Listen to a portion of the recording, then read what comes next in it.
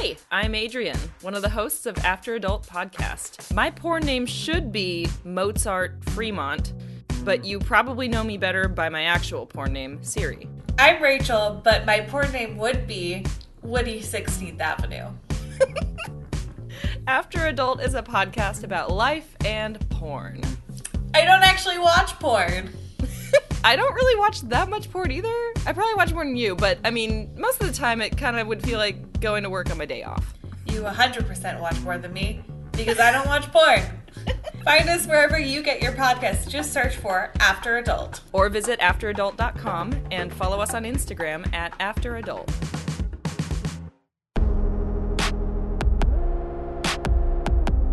Welcome to the Peep Show podcast. News and stories from the sex industry. With Jesse and PJ Sage. Welcome back to another episode of the Peep Show podcast. This week we talked to Melissa Gira Grant about Nicholas Kristof's op-ed in the New York Times that led to Visa Mastercard pulling out of Pornhub. We discussed trafficking narratives, anti-porn feminism, the business model of Pornhub, sex worker issues with payment processors, and more.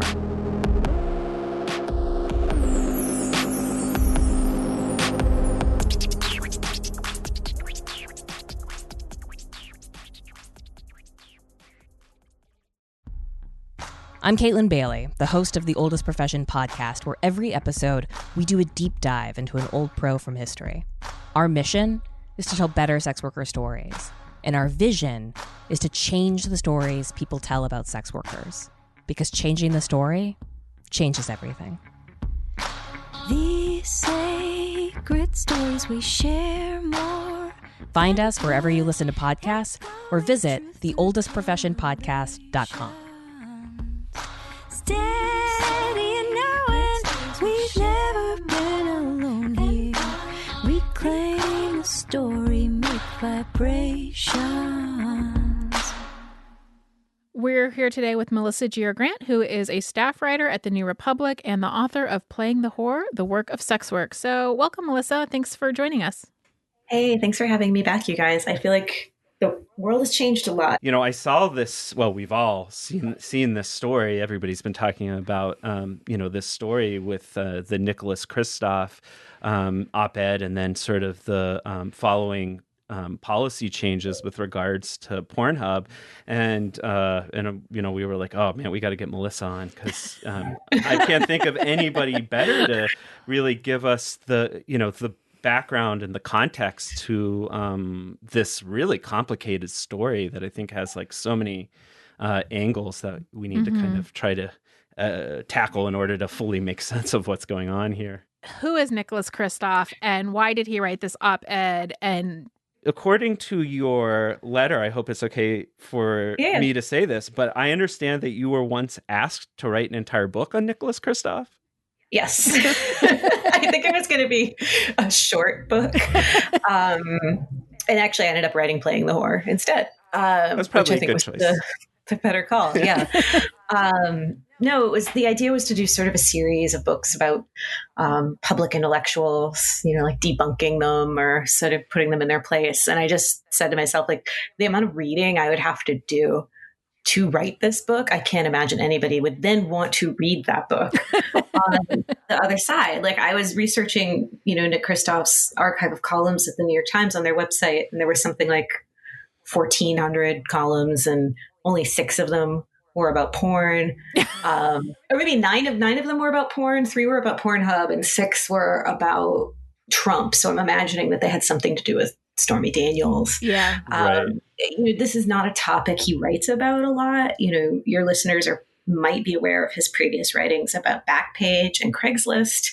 And there's a lot of echoes, in what's going on with Pornhub right now. I mean, namely trying to get credit card companies like Visa and Mastercard to stop doing business with them as a result of what he published in his expose. And I put expose in quotes, not to say like that stuff that he found on Pornhub, the images of abuse and non-consensual material, that wasn't there. I'm sure that it was there. I don't dispute that at all. Right. But it's not news to anybody who has ever had anything to do with the porn industry. I think that there's lots of complaints that have been brewing for a long time about Pornhub. Right. And it's Nick Kristof just sort of Columbused his way into this and now is getting all this credit for making these changes to the site, which are, actually are going to have pretty dire consequences. Right.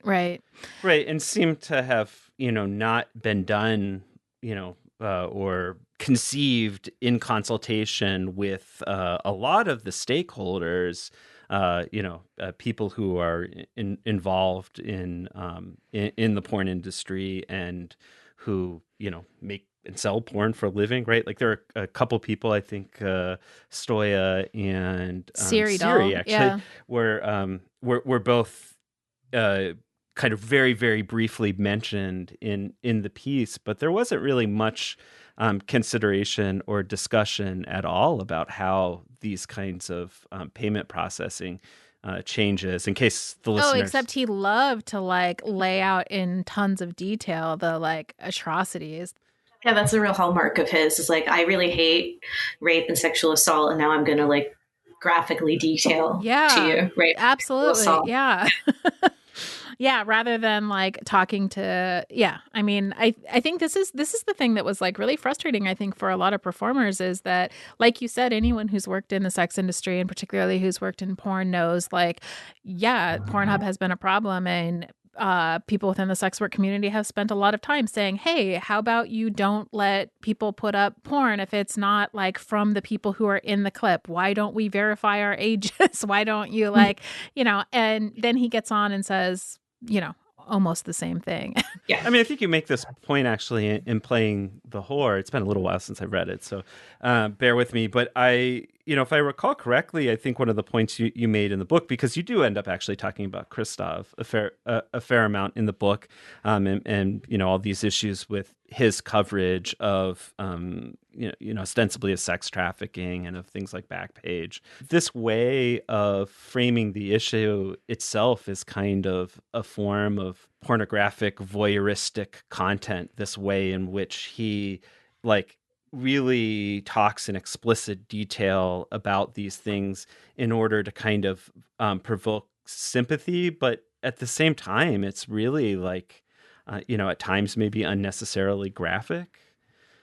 Yeah, it's graphic, and it's also for what purpose or to whose gain, right? If I remember correctly, the subtitle of his book, Half the Sky, is From Oppression to Opportunity. Mm-hmm.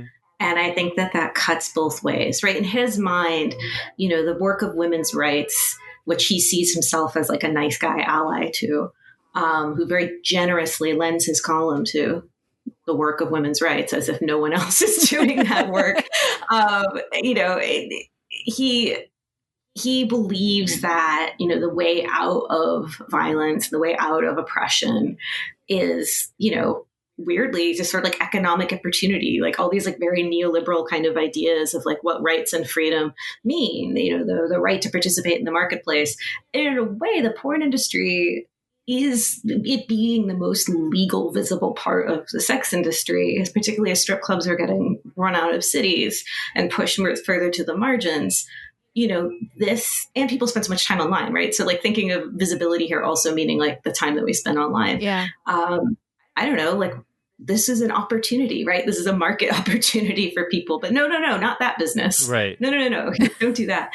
And then it's also his own opportunity. I mean, this is somebody who, every time something like this happens, and this is by far not the first time, there's a whole group of people with different sort of stakes in dealing with the aftermath of Nick Kristof. Not people who want to, but people who, when he raises his head up like he did in this issue to speak on porn, then it creates this ripple effect where we end up having this completely boring conversation that has not you guys, not us, but you know what I'm saying? The terms of the cultural debate shrink and shrink and shrink. Mm-hmm. And, he has done this, I don't know if a lot in his coverage of Africa. And if you go to the blog, Africa is a Country, I think he's his own tag, and you can just dig through that and see all of the times that he's just sort of played the white savior role. And the white savior role, is raced, but it's also gendered. And the way that he plays it around the sex industry and then hides behind this, oh, no, I'm not against all porn. Yeah. Mm-hmm. But the reality is the people that, in my mind, fed him these horrific stories and whose campaign he is advancing and who are very happy that he has supported them, those people are 100% anti-porn. And that's the thing. That's the thing that's getting lost. Yeah, let's definitely talk about that. I mean, that's one of the really kind of key threads of this story, is that there is this group which he does make reference to within the piece, this group called Trafficking Hub, or this campaign called Trafficking Hub, which is kind of a project that falls under this broader umbrella of this group called Exodus Cry, who are kind of a Christian-oriented group who are, very much outspokenly against, not just porn that involves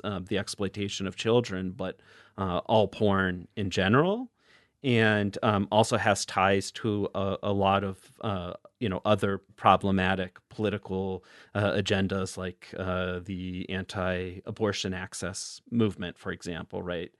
So at least this is my understanding. So no, that's correct. I just want to set that all up, but maybe you can help us tease out all those connections a little bit for people who haven't, had the chance to put all those pieces together yet. Yeah, I feel like I sort of had a roadmap going into this conflict that Backpage and the parallel conflict over Backpage sort of showed us how these things go. Yeah. So, we have, not to go all the way back in time, but let's go back to the 1980s at least. This is a time when the Christian right is coming to prominence and influence. This is also a time that the women's movement, or at least parts of the women's movement anyway, are really invested in porn as an issue. Those two groups end up coming together in that work, and it's actually kind of a huge failure. The culture moves on. By the time we get to the 90s, I think there's this sense that really porn is a huge issue. Have you heard of AIDS? You know what I'm saying? It just didn't capture the same sort of cultural cachet that it had before. It was not cool. Not maybe it was ever cool, but I feel like the anti-porn movement went underground. And Elizabeth Bernstein, the sociologist, talks about this in her work, that it sort of comes back up at the turn of the century in the guise of the anti-trafficking movement. There had been people doing really solid work around violence and exploitation in industries like sweatshops. Remember the whole anti-sweatshop movement? And they were talking about things like labor rights. They were criticizing sort of global capital. And that movement sort of gets twisted in this other direction of no, what we're going to call this particular set of labor abuses, when people are forced to do work they don't want to do, or tricked or otherwise coerced, that's not a labor abuse or labor exploitation issue. We're going to call that trafficking now. And then sex trafficking kind of becomes this separate beast, because the people who believe in this sort of way of looking at labor abuses don't believe that sex work could be work. And so that's why you get this division of labor trafficking and sex trafficking. Yeah. And it was a perfect vessel for the anti-porn people to sort of, recoalesce. You see the same anti-porn women's groups coming together with the same religious right groups. So one of the groups now that's really at the fore of this anti-porn hub thing, though they're not getting quoted nearly as much as Exodus Cry, is a group called the National Center on Sexual Exploitation. That sounds sort of like a legit thing, right? It kind of sounds like the National Center for Missing and Exploited Children. However, they are just a rebrand of a group that's been around since the 60s called Morality in the Media. And what they're mostly known for is trying to get Cosmo out of school libraries and stuff like that. Cosmo. Their understanding of sort of what we should be talking about when we talk about sex is so further back than even talking about porn. Yeah. So anyway, these are the people that right now I think looked at first Backpage and before Craigslist, but let's just talk about Backpage, which sort of became a famous name, right? In a way that a lot of other escort ads sites were never going to be household names, right? It's really funny to me, the main site for my entire career, and I think it continues to be really significant, is Eros. Right. And there has never been this big anti-Eros campaign. And And I think the reason that Backpage sort of took off is because the ads were free. Right. Yeah. And Eros is really expensive in big cities. Eros has just gotten more and more and more expensive. Like, I remember in the late 90s, not that I was working then, but this was like the old Dom legend, that you could get a 3-photo ad on Eros doing BDSM for $50 a month. And that's just like not real anymore at all. So yeah, like, and that site has been around literally since the late 90s. So anyway, this group sort of, I think, latches on to things that have recognizable brands that like a lot of people are going to get mad about. And then they don't they don't couch their opposition to it in the terms of, sexual morality or sexual purity or abstinence or anything like that. They frame it as like, we are living in a sexualized culture. We are living in a pornified culture. And it almost sounds progressive. Right. It almost sounds feminist even, right? The anti-porn people of the 80s, I don't even bother trying to sound feminist. It's just weird now how it's sort of morphed into this, because as far as I can tell, National Center on Sexual Exploitation and also Exodus Cry do absolutely nothing when it comes to actually doing work around sex trafficking. All they seem to do is these like awareness raising campaigns, making websites, getting people to talk about them, getting their names and stories, and then working with legislators. Mm-hmm. So one of the things that National Center on Sexual Exploitation was behind with some other groups is getting state legislatures to adopt these resolutions that porn is a public health issue. Mm-hmm. And to trying to shift the frame even further. Like, these are people who are really invested in the concept of porn addiction or sex addiction. Right. And they're trying to really make this seem like a very neutral, evidence-based sort of argument, which it's not. And it doesn't take that much scratching of the surface to see that what's going on behind this is the same old religious right use of sexuality as a way to build power. And that is like the thing I want to underline. This isn't about going after sexuality because we're a bunch of prudes. They may be. Yeah. Who cares? Honestly, if that's all that it was, like, who cares? Yeah. But they are trying to build political power. Right. If you listen to the Exodus Cry people talking about where they want this anti-Pornhub thing to go next, they want congressional hearings. They want new legislation. So essentially they're looking for like a new SESTA FOSTA, which like sidebar for the legal minds, as I understand it, if Pornhub was at all involved in, displaying anything that had anything to do with sex trafficking, you could even make an argument that like it would be way closer to being complicit in sex trafficking than Backpage, where it's just ads and nothing is actually happening on Backpage, right? I think that you probably could, and this is not to give anyone any ideas, but you probably could bring a prosecution using SESTA FOSTA right now. Right. But that doesn't matter, right? Because no, the whole narrative is we need a new law. We can't do this with what we have. These people are getting away with exploiting children. Yeah. And it's the same stuff they said about Backpage. Right. And sure enough, like before SESTA FOSTA went into effect, Backpage got taken down anyway, not even using SESTA FOSTA. So I don't think this even is about a particular slate of laws that they want. They want to build power and influence. Yeah, you're right. I think that is scarier because, them just not liking porn doesn't really matter that much. But them trying to build political power is a much bigger deal. Mm-hmm. Yeah. And that's something that Nicholas Kristof is never going to engage with because it's, over his head. Well, I mean, that's so there's so many angles here that are interesting to me. I mean, interesting in the scary sense, not in the not in the detached sense, academic sense. But I think are really worth picking apart because they're important. So one of those, I just kind of want to step back and kind of reiterate that it seems like there's a real parallel here that is happening in the way that this porn addiction or public health rhetoric is being taken up as a way of trying to attack the porn industry. It seems like that very much parallels the way that in the 80s onwards, these same groups were adopting feminist language, like maybe the most enduring legacy of 70s feminism, at least in theoretical terms is like the concept of objectification, right, has now become a mainstream term, a mainstream concept. And that's one of the things, for example, that we've seen, interestingly, has been picked up by more right-wing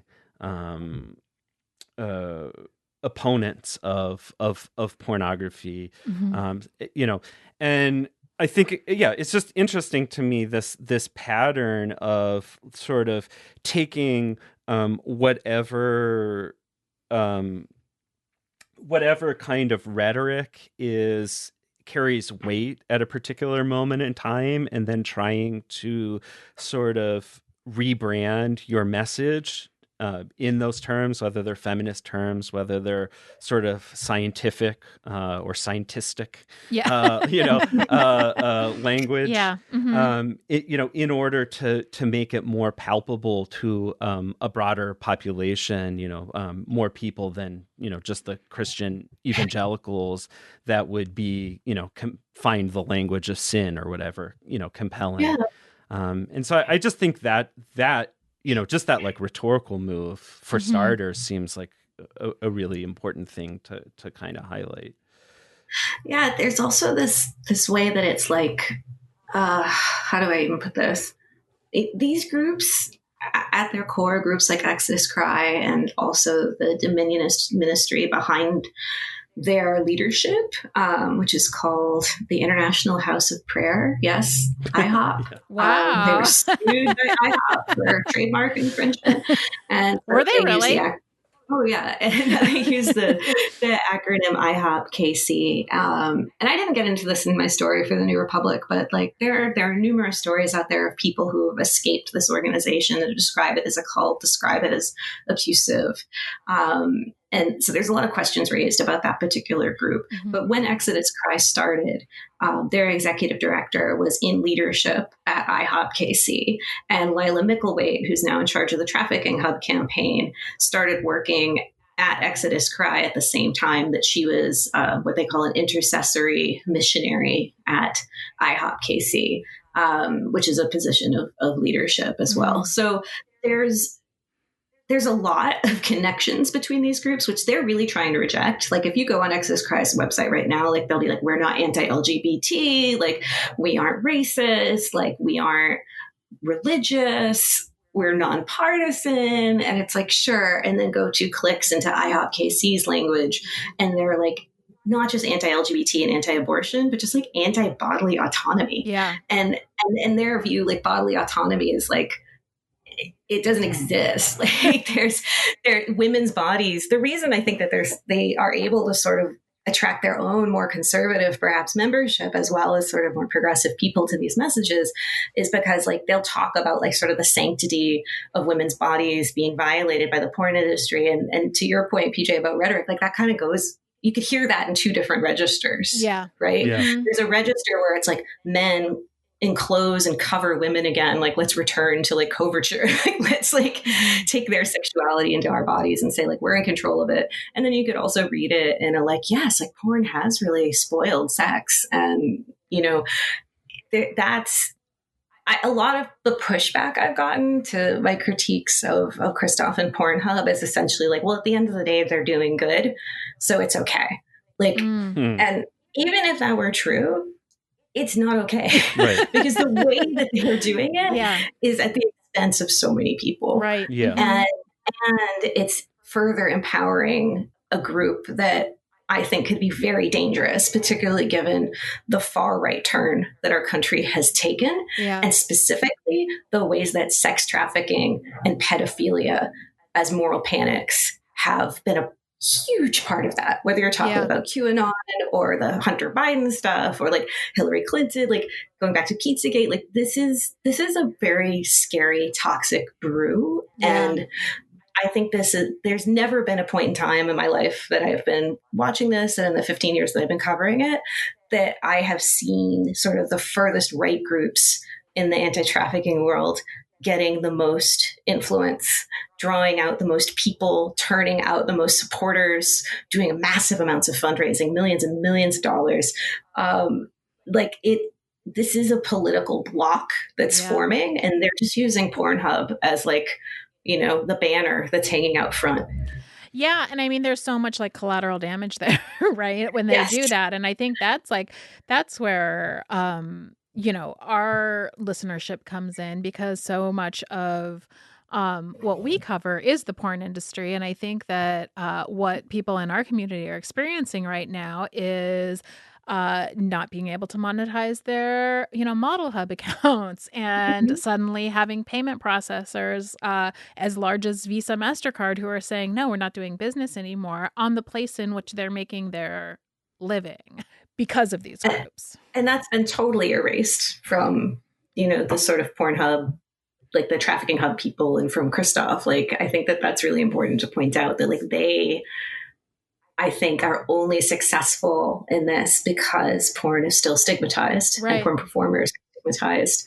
And so like they're not even seen as a constituency that you have to have at the table. The irony there, getting back to this idea of like, Kristof's sort of neoliberal approach, or like giving people, sort of, we need to rescue, these women who are caught up in the sex industry by like, giving them opportunities. I mean, the truth is that a lot of people have come to the sex industry precisely because it offers opportunities. It offers a certain kind of flexibility. Yeah, and autonomy. And autonomy and money that is hard to get in other sectors of the economy. And, and we know well that a lot of people have,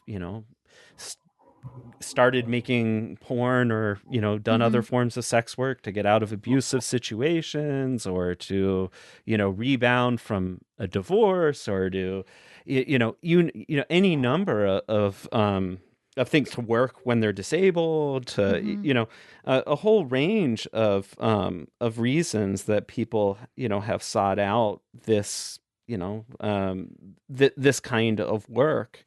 And to sort of just ignore all of that, and I guess I should also say, and because in many cases it pays better than other alternatives in an economy where, women are systematically, underpaid relative to their male counterparts, or their cis male counterparts. But I guess I just preface with all of that. But I think that the irony is that in this attempt to in this case rescue the children, what's actually happening is that a lot of people are losing their livelihoods. And I mean, that's what I was going to jump in and say, is that I think, you had brought up earlier that there is a lot about Backpage that's analogous here. And I think when we look at this, we could say, okay, so one of the things that we know about the closure of Backpage is that it drove things underground and made it much less safe for sex workers, and I think that, I've talked to, a number of models and performers who've said, hey, I would like to just sell my porn and process it through the means that I can, that are all above board. But if that gets taken away from me, now I'm going to be forced into more underground markets, which are not going to be very safe for me, and I think that that's what we're not talking about. Yeah. And I don't want to at all take away from that, and sort of front loading everything that I did about, sort of who these groups are, where this is coming from, what these conflicts of interests are. I think the reason that people don't want to maybe get as far into that is because they want to pretend that we're just talking about the children here, and so politics don't matter and history doesn't matter, and all influence doesn't matter. We're just all going to throw everything out the window because the children. And that's very powerful and very effective, and that's only possible because porn performers are still so stigmatized. I feel like the thing that this, and maybe to a larger degree, OnlyFans has sort of opened up more public conversation about anyway, is because of the gig economy, because of this sort of race to the bottom way that the gig economy has played out, like not giving people more flexibility and autonomy, but actually putting them in positions where their labor is being devalued, right? Where they're losing control at work, even though they're being told they're independent contractors who, can do whatever they want. Right. So, whether that's like Uber or DoorDash or whatever, and then you have people working in that economy who are also gigging, doing porn. Oh yeah. Or this story, I'm not going to mention the names in this because I don't want to further contribute to this, but there was a story this week in a tabloid in New York outing an EMT who had an OnlyFans. Yeah, I saw that. Yeah. And she was very clear, like, this is because we don't pay EMTs what they should be paid. Right. Right. And that gets like totally lost in the story. Right. It and ends up looking like a scandal when she's just like, well, yeah, but I need to pay my rent. So in a pandemic, we can't get our shit together to pay EMTs. No, right. we can't. So, and then there's all the people who like have built successful businesses on these websites and, maybe have diversified their income because they've seen over time how like every website changes its rules abruptly, and then you could like lose all of your money and your customer base if you're too dependent on any one site. And the thing that I would love to talk about a little bit, because I'm still wrapping my head around this, is, but Pornhub is really different because it's not just like a tube site. Like it occupies all of this space, right, and operates along with MindGeek as sort of a monopolizing force in the industry.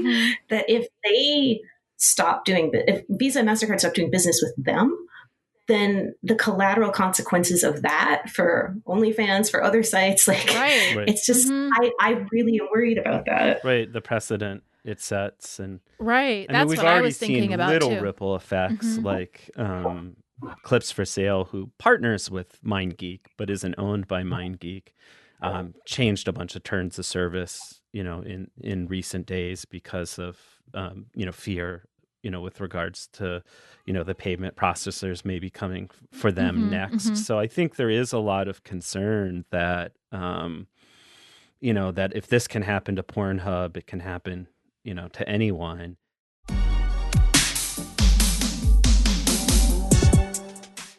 Now is a good time to hit the pause button and head over to our Patreon at patreon.com/peepshowpodcast. Even $1 a month shows us that you care and want to see Peep Show continue to thrive. Also, you can help increase our reach with a review on iTunes.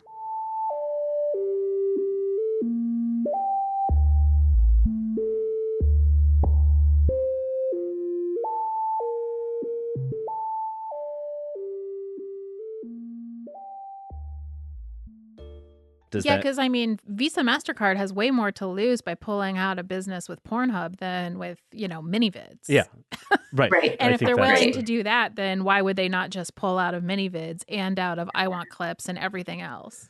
Right. And there's also like, I don't know, it feels like you can't really not do business with Pornhub. Like if you're producing content and your stuff's going to end up on the site pirated. Right. Then you're sort of forced into signing up for a verified account so that you can actually perhaps profit off of your own work. Yeah. I think that's what, a lot of our friends really much felt like that. Like, and I think that's been like kind of a weird outcome of a lot of this, is that people within the community feel like they're suddenly forced into this position where they're defending tube sites that they actually hate. Yes.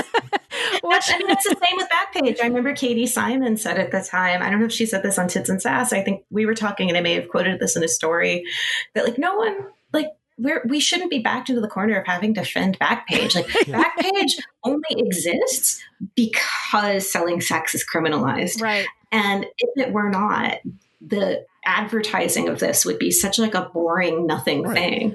And it also would be above ground and you could acknowledge what was actually going on the site. Right. And I mean, that's just the do it same on thing that Instagram happened or whatever, with right? Pornhub, that people were like, oh, my stuff is already there, so I might as well like claim it as mine because then at least I can get a couple pennies every time somebody watches it. Let's just be really direct about this. Like we are content creators. We have historically avoided putting our stuff on Pornhub because we hate Pornhub.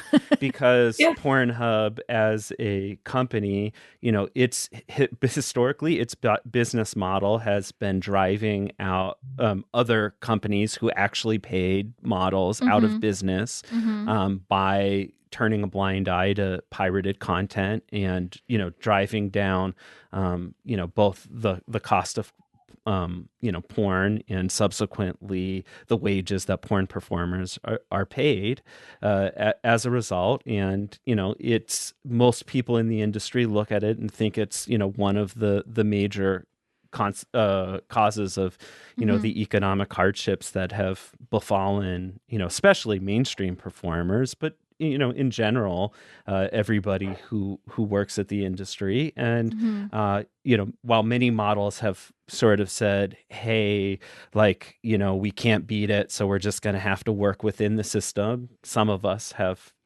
just refused because Yeah, but it's not as if every 2 months I don't think, man, you know what, I think my principal position is stupid and I should give it up and try to make more money. Exactly. And my point is either way, whether you're on it because, you hate it, but you feel like you need to do it in order to maximize, your business, or you hate it and you're avoiding it. We all hate it. There's, this isn't, it's not as though you're going to find many people in the industry who actually have a lot of love for Pornhub. Yeah. But the problem with this, and I think that frustrates a lot of folks in the industry, is that the critiques that are being levied against Pornhub and the way that Pornhub is being attacked is not for the right reasons. And it's not with any sort of labor consciousness, right? It doesn't understand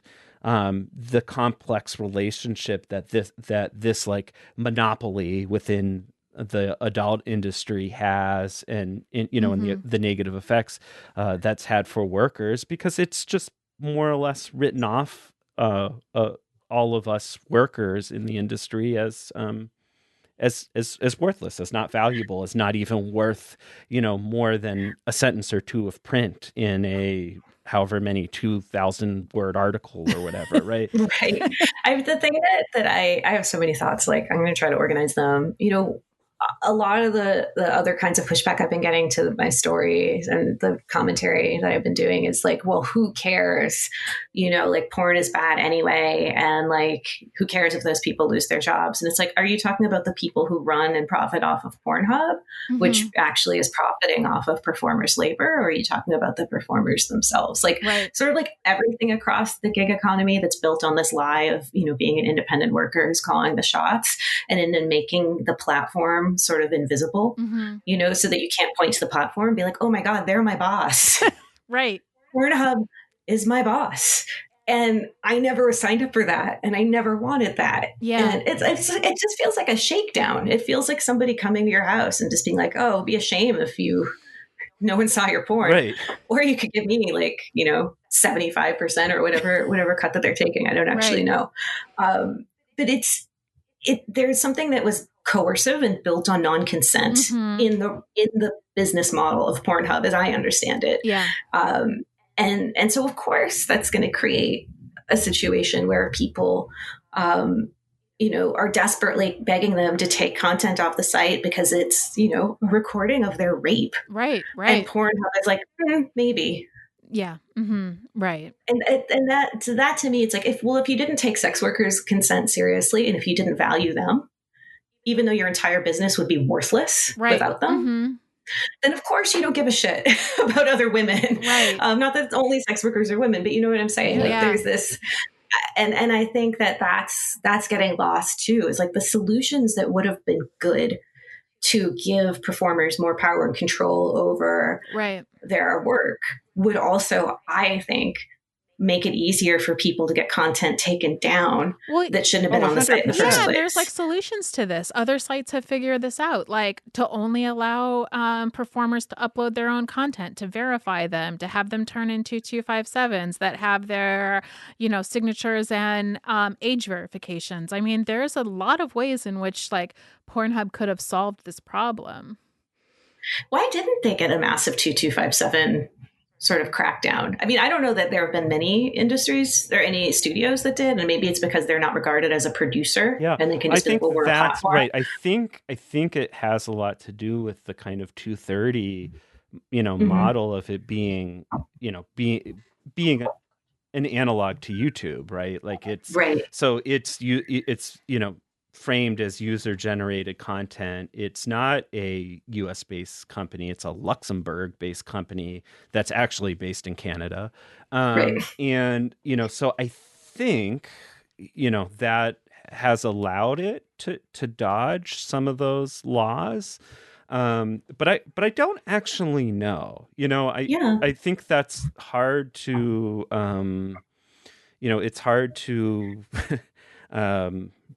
to fully make sense of, because it does seem that they don't abide by the same practices that most of the other sites that we work for do.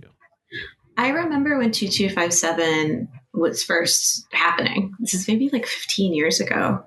And there was a lot of fear that the record keeping requirements for it, because at the time, I don't think it's changed, is it required you to have, on file every performer's legal name, identification to back that up, and to make those files available at a particular physical location that could be, that basically like the government could show up and request to inspect it at any time. Right.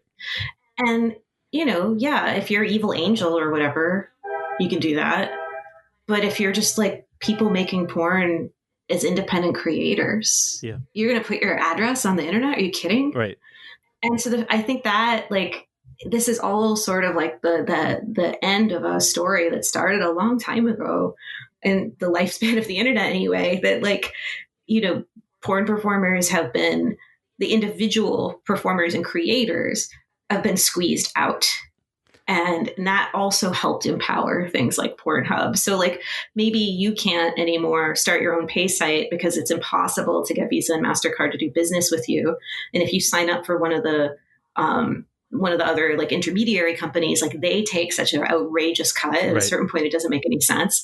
And so then that sort of forces you into the arms of Pornhub. Right. For all these people's like complaints about like pimps and traffickers, it's like, do you actually know what that means though? Right. Like, or do you only care when it's sort of this like, perfect victim? Like, can you not see that sex workers and porn performers were also exploited by the system? Right. Or this racialized other, right? Like the flip side of it is the image of the pimp, right? And so if it's like a white person in a business suit, who works for a payment processing company who works on Wall Street, then they can't be a pimp, right? Because they're one of us. So they're Canadian. I mean, my God. Exactly. And so I think that's part of it too is the failure to understand. And I think we sort of know this, is that it's when we can racialize exploitation, when we can make it, when we can other exploitation, in a certain way, then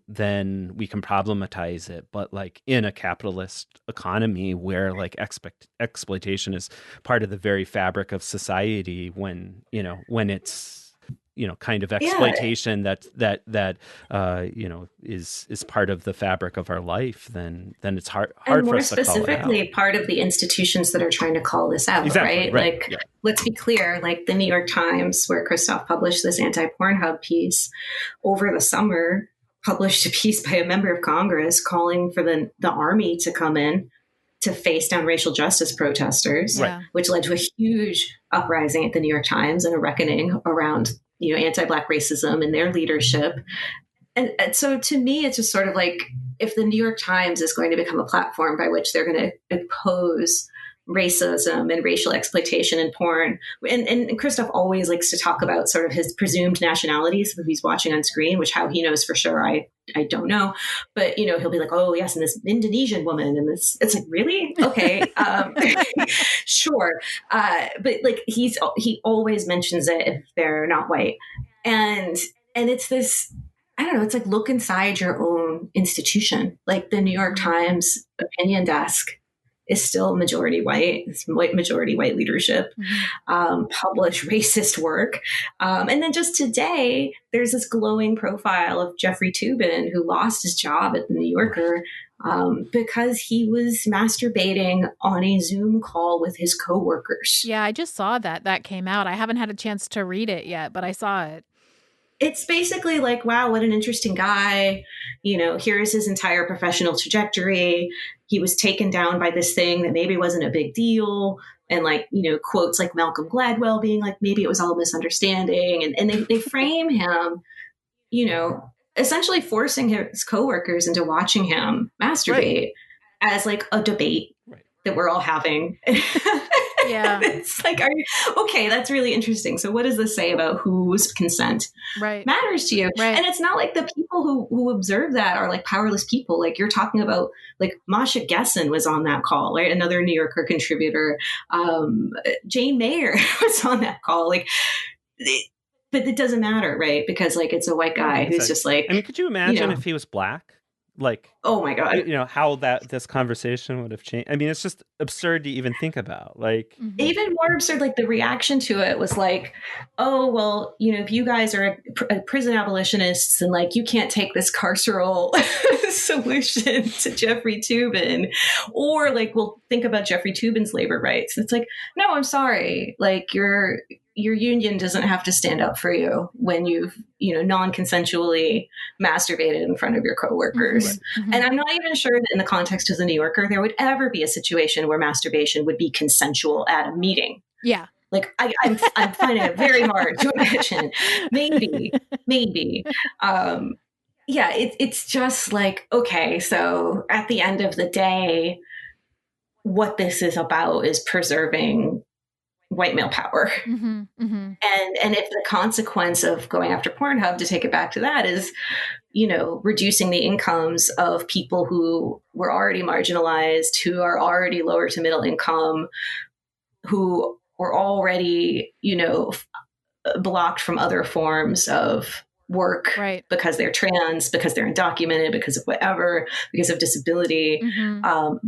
Those people take the hit, then like it's not an unintended consequence. Right. It's just part of how this thing goes. Yeah. I guess to bring it back a little bit too, I think one of the points that we kind of elided, but, you know, I think is important to, you know, to really tease out is that, you know, there's a way in which, you know, the sex workers who are right now being bearing the brunt of these policy changes with regards to payment processing, who are losing their livelihoods, you know, because they can no longer get payments from this site, are natural allies to victims of sexual you know, abuse and exploitation, you know, however that occurs via Pornhub. That, you know, it's really the case that I don't think, you know, any of us want to be working on a site where stuff that was posted non-consensually, it, you know, is available, both because, you know, we have we lose morals control of our and you know and we also lose control of our own content when also, we allow that. That's what I was going to say. But, you know, even for more mercenary reasons, like, you know, the same kinds of lack of control, the non-consent is also bad for our business. You know, and you would think that you know, that we would be the first people, you know, the most natural allies, you know, that a campaign to try to scrub non-consensual pornography or you know, child abuse from the web would turn to. But, you know, ultimately, and I think this is to your earlier point, you know, we're not seeing that because it seems like, you know, the underlying agenda here for a lot of these groups ultimately isn't just to eliminate you know, a problematic and abusive forms of pornography, but really to eliminate pornography altogether, or to criminalize, you know, sex work altogether. And I think that's the rub here, is that, or the thing I find most frustrating is that it is in our total erasure from this story as content producers, is that we really actually would be natural allies in these efforts if only we were allowed a seat at the table. And there's so many reasons for that have sort of been thrown in my face over the last few days. One is that for a lot of people, I think particularly cis men, if the people that were arguing with me are any indication, though probably cis men are more likely to argue on the internet about shit they know nothing about. But there's, there's this kind of idea that the performers and Pornhub are the same. Yeah, one of the things that I wanted to bring up is that, Visa and Mastercard pulling out of Pornhub, I think feels like such a has so many sex workers, freaked out because it comes in after a long list of being shut out of other payment processors. So having Payoneer shut down a couple of years ago, right after FOSTA SESTA, having, being locked out of Gift Rocket and out of Venmo and out of PayPal and out of, Cash App. And, sex workers have a rightful or a justified paranoia of not being able to process payments on their own, and not even related to sex work, related to anything, so many of, we lost money when Payoneer shut down, but I think that many of our friends have had their bank accounts shut down and their all of their money seized, and the same has happened. We know people who no one at their home address is allowed to have a PayPal account. Yeah, no one who lives at the entire address. Yeah, or has the same last name. A friend of mine, I was talking to her the other day, and her husband and her brother, because they have their bank accounts connected in a certain way, also are lifetime and IP banned, yeah, from using PayPal. And so, it's becoming, I shouldn't say it's been, but harder and harder and harder for sex workers to make money, and for not even doing things by selling content or by selling hardware or whatever, and by hardware, I mean, panties, socks, whatever. Yeah. So yeah, I mean, I think that, this is just one more blow in this, how is it that we're going to be able to make a living, which, isn't to be alarmist. I don't want to be alarmist, but I do want to point out that this is not the only time that something like this has happened. And it's always so vague, right?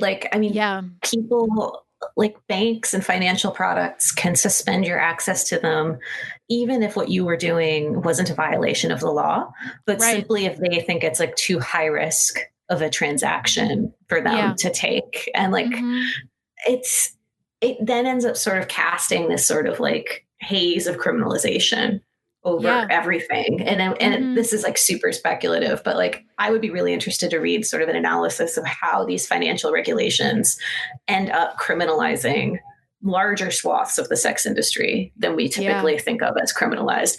I mean, they're not criminalized in the sense that theoretically, yes, you aren't breaking the law.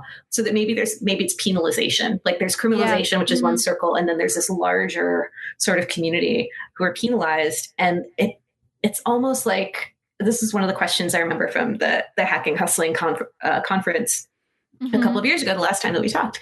And somebody was saying Facebook knows you're a sex worker, even if you don't tell it you're a sex worker, because of the third party data sharing, because of the way that it can sort of aggregate different interactions that you've had and interests and pages you visit and other activities on other websites.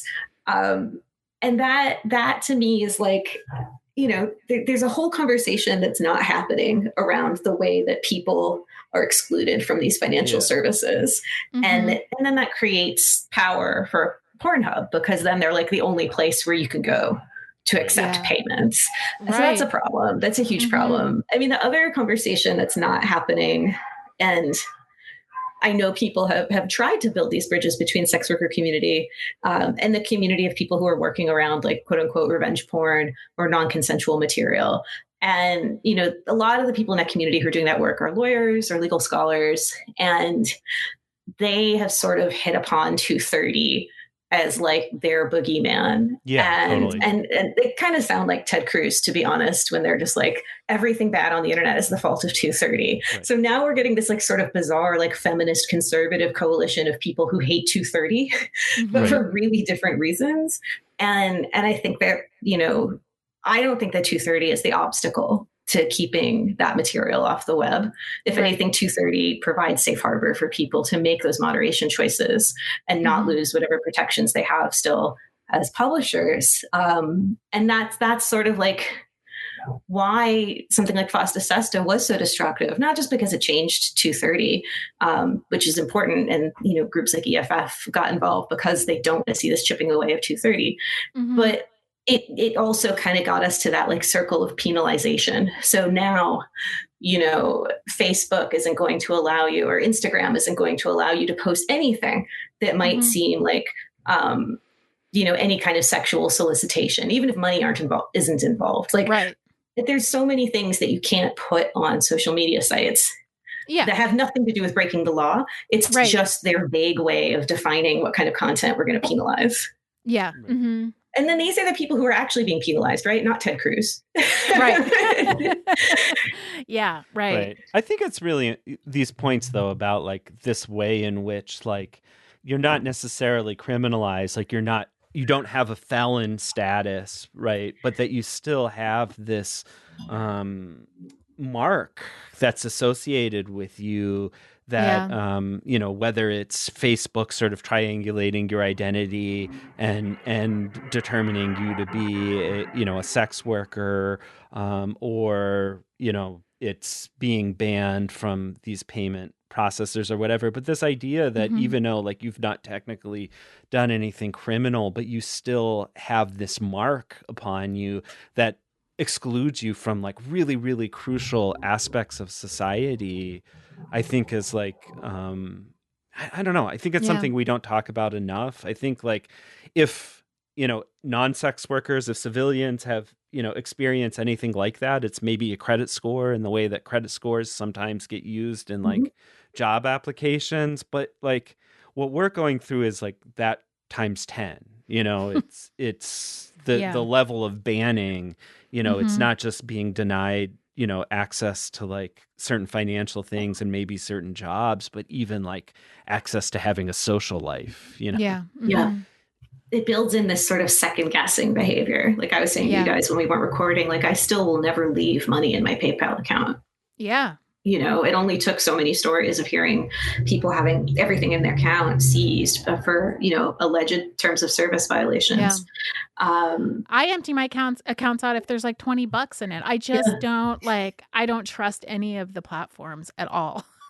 No, and they haven't, got our trust. And I don't even know, like at this point, I think there was a point in my life, maybe 5 years ago still, where I was like, these platforms like need us. And so, at the end of the day, like they're not going to drive us away. And I don't think that that's the truth. If it ever was the truth, I think that they're doing whatever they want because they effectively have monopolies. There is nowhere to drive us to. Right? There is no alternative to Facebook, really. There is no alternative to Instagram.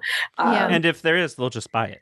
Yeah. And like, I don't know if I want like, Elizabeth Warren to come in and like break up MindGeek per se. I don't even know if she can because of jurisdictional issues. But you know what I'm saying? It's like, I don't think that these problems are unique to what Pornhub is able to do. Like you were saying, PJ, that like some of the revenge porn people were, noting that like, it's other social media platforms that are hosting all of the same problematic content, non-consensual videos of rape. And there is no similar outcry around Facebook or Twitter, or when there is, it's like not a, front page of the opinion section of the New York Times, resulting in financial institutions breaking up with Facebook 36 hours later. Exactly. Exactly. And that's the big difference in that, I guess, comes down to stigma, but also maybe it's the sort of too big to fail kind of nature of Facebook, or just being so big that they actually have pull in a way that I don't know. I would have honestly thought maybe Pornhub did too, but but I think like we were saying earlier, if these payment processors can walk away from Pornhub, then they can pretty much walk away from anything in the adult industry. So yeah, the thing that's so upsetting about it, and I don't want to like lose sight of this before we have to go, is this idea that like, well, of course, sex workers should just accept the fallout because you're already worthless. Yeah. So what's some more worthlessness? Yeah. And it is so... Or you should have expected it, you should have known better. Yeah. It's so crushing. And like, I use us in this context because I'm pretty sure there are parts of the internet that still think I'm a sex worker, and whether or not I am anymore. And and it is just that there's only so many ways I can say sex workers' lives have value. And you should believe sex workers, including saying that to some of the same people who are just like, hashtag believe women. Yeah. And I think that's part of the reason I pivoted so much to talking about the political implications of this and the sort of aspects of it that are about building power and influence off the backs of us. Right. That to me is where I want to take the fight, because part of it is a reaction to that. Just like, I just don't have it in me anymore to be like, listen to sex workers. I've said it. And if you're not going to listen, then like, I'm not going to like, use the space that I have and have fought for to like say the same thing over and over again. And I don't know, like, I feel like the sex work community has never been more visible. Never had more access to, members of Congress who support decriminalization. Let's be honest, right? And yet, like, we see this. Yeah. Yeah. Well, I think that's a fair summary of the frustration a lot of us, are feeling, especially those of us who've been working on these political issues for years now, for working in the movement. We probably should wrap up. Is there anything, I feel like we could keep talking about this for hours, but is there anything we haven't covered that you want to just, gesture towards before we close? I mean, I hate leaving on a bummer note. So I'm always used to being the horrible letdown content, but I think if there is sort of something to take away from this, like we do see how Sesta Fosta and the fight against Backpage really energized communities of sex workers who hadn't normally been involved in the movement. And, by that, I mean like independent, middle to higher income escorts, essentially. And so all of a sudden, like they were maybe for the first time feeling the consequences of this kind of penalization. And I wonder if there might not be something parallel, even though these communities overlap, right? Like the number of porn performers who are only making porn and not doing any other kind of sex work or any other kind of work, period. I don't know how many people are in that boat. No. So, probably less than ever. Yeah. And it's not like, oh, the porn performers are going to get radicalized. It's more just like, will we see more solidarity between people who are overtly criminalized and then people who are penalized in this way, and see the connections. Yeah. Well, that's a good note to end on. So where can people find your work? Right now, if you want to see me mouthing off on a regular basis, you can go on Twitter. I'm at Melissa Gira on Twitter. I also have a personal Substack. It's a whole other content conversation for another day. This is melissagirasubstack.com. And then I'm a staff writer at the New Republic, so people can go over to the New Republic and read my stuff every week. Great. Thank you so much. Thanks for joining us and for sharing this, your incredible wealth of knowledge with us. No, thank you guys. This is like the best conversation I've had about this by far. Oh, good. Yes. Thank you. Bye. With no surprise, but like I feel better. So thank you.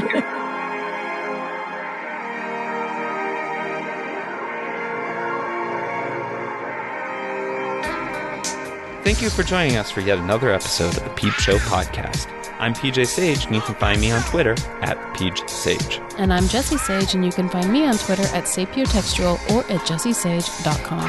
We would like to remind you that we have a Patreon account and would appreciate your support. Please visit patreon.com/peepshowpodcast. Our music is courtesy of Joe Kennedy. The show was produced by Jessie and PJ Sage. Signing off. Have a great week.